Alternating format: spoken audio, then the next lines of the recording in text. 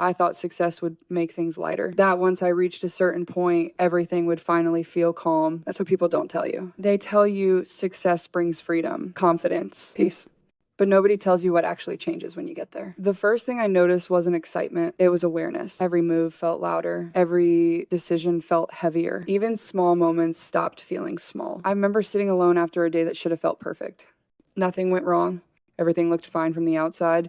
And yet something felt off. Not unhappy, not ungrateful, just different. That's when I realized something uncomfortable. Success doesn't remove pressure. It changes its shape. Before, pressure pushed you forward. After, pressure watches you, it waits, it judges. It reminds you that now people expect more, not just results, but consistency, not just effort, but perfection. And the strangest part, you're not allowed to talk about it, because the moment you do, people say, you should be thankful. You're living the dream. So you stay quiet, you smile, you keep going, but inside, you start asking questions you never had before. Why does winning feel heavier than losing used to? Why does confidence feel more fragile now? Why does success feel like something you have to protect? This is the part nobody prepares you for. And once you feel it, you can't unfeel it. Before success, everything feels simple. You chase improvement. You chase opportunity. You chase a version of yourself that feels just out of reach. People cheer effort. Mistakes feel forgivable. Progress feels exciting. And you believe that once you finally make it, that feeling will stay forever. But after success, the rules change quietly. Nobody announces it. Nobody warns you. You just feel it.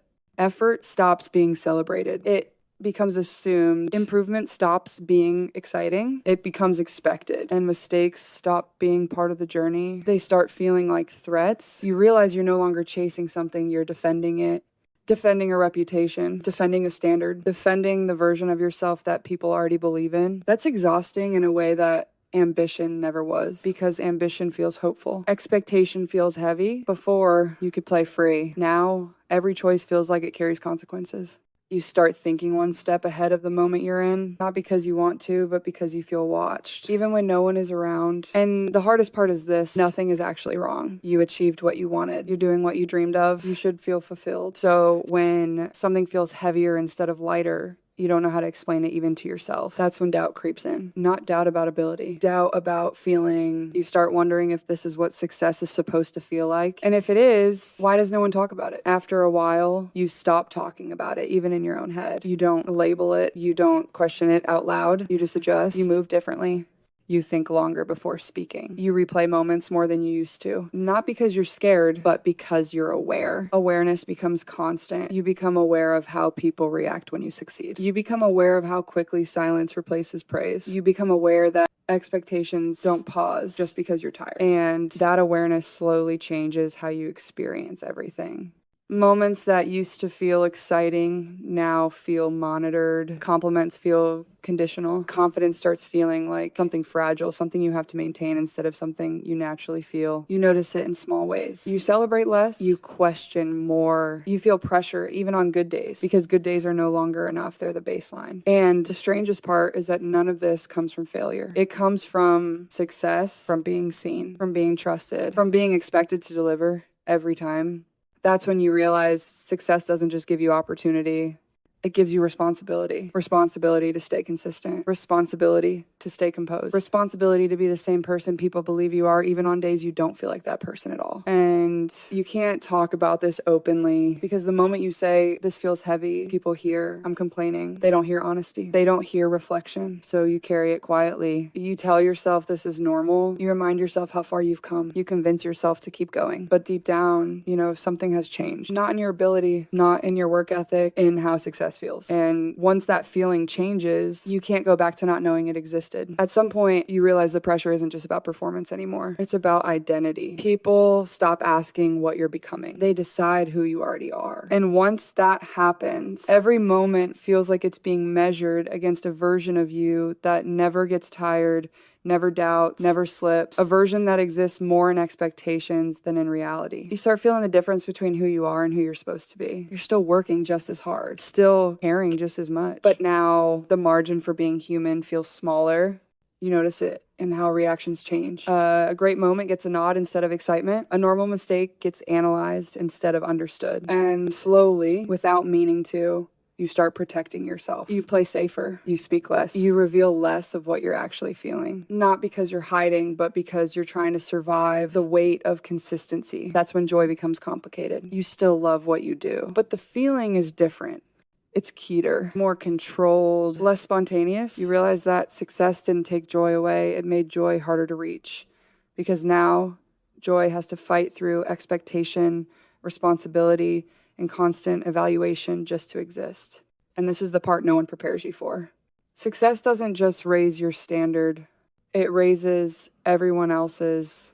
And once that happens, the pressure isn't something you can outrun. It's something you have to learn how to live with without letting it erase who you are underneath it all.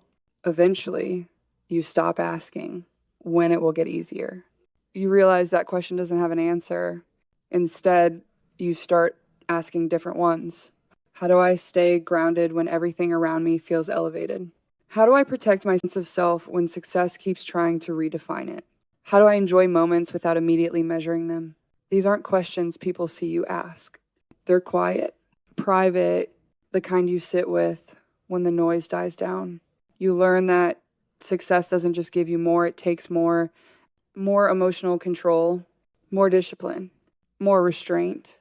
You become careful with your energy, careful with who you trust, careful with what you allow to affect you, not because you're closed off, but because you've learned how expensive attention can be. You also realize something else that no one really talks about. Gratitude and pressure can exist at the same time. You can be thankful for where you are and still feel overwhelmed by what it demands. You can love what you do and still feel tired by the responsibility attached to it. Those two feelings don't cancel each other out. They live side by side. And learning to accept that duality is part of growing up in the spotlight. This is where maturity shows up.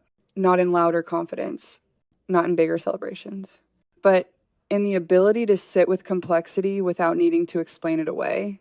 You stop chasing the version of success you imagined before you had it and start building a version that actually fits who you are now. That's when the pressure begins to change. It doesn't disappear, but it becomes familiar, less threatening, less overwhelming. And for the first time since reaching the top, you feel something steady underneath it all. Not excitement, not relief, understanding. Over time, you stop seeing pressure as something that's trying to crush you. You start seeing it as proof that you're standing somewhere meaningful. You don't feel this weight at the beginning. You feel it when expectations exist, when people count on you, when your presence matters. That realization changes the relationship you have with it. Instead of asking why the pressure feels so heavy, you begin asking what it's trying to teach you, where you need to grow, where you need to slow down, where you need to trust yourself more instead of chasing reassurance from the outside. Pressure becomes information. It tells you when you're forcing things. It tells you when you're avoiding discomfort. It tells you when you're relying on talent instead of preparation. And once you understand that, you stop fighting it. You build routines that don't depend on praise. You measure progress in discipline, not applause.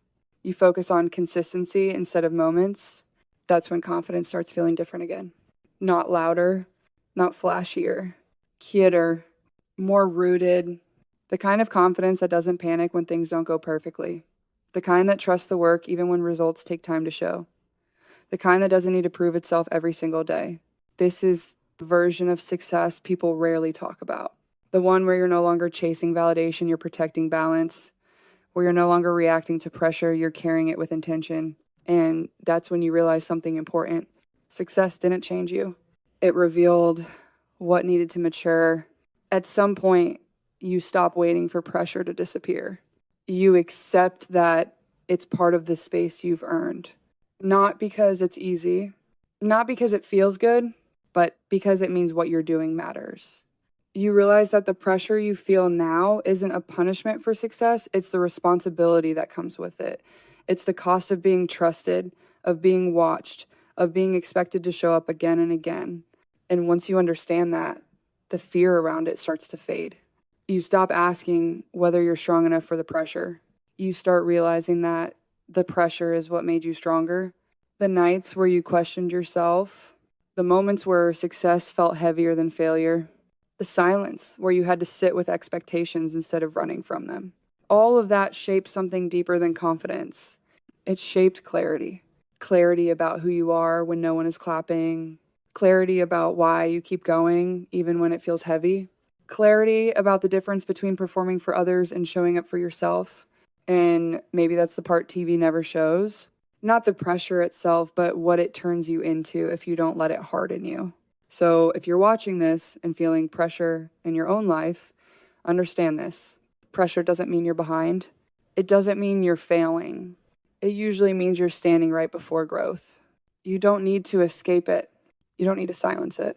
You just need to learn how to carry it without losing yourself. If you want more honest conversations like this beyond highlights, beyond noise, stay here, subscribe, because the stories that matter most are usually the ones you never see on TV.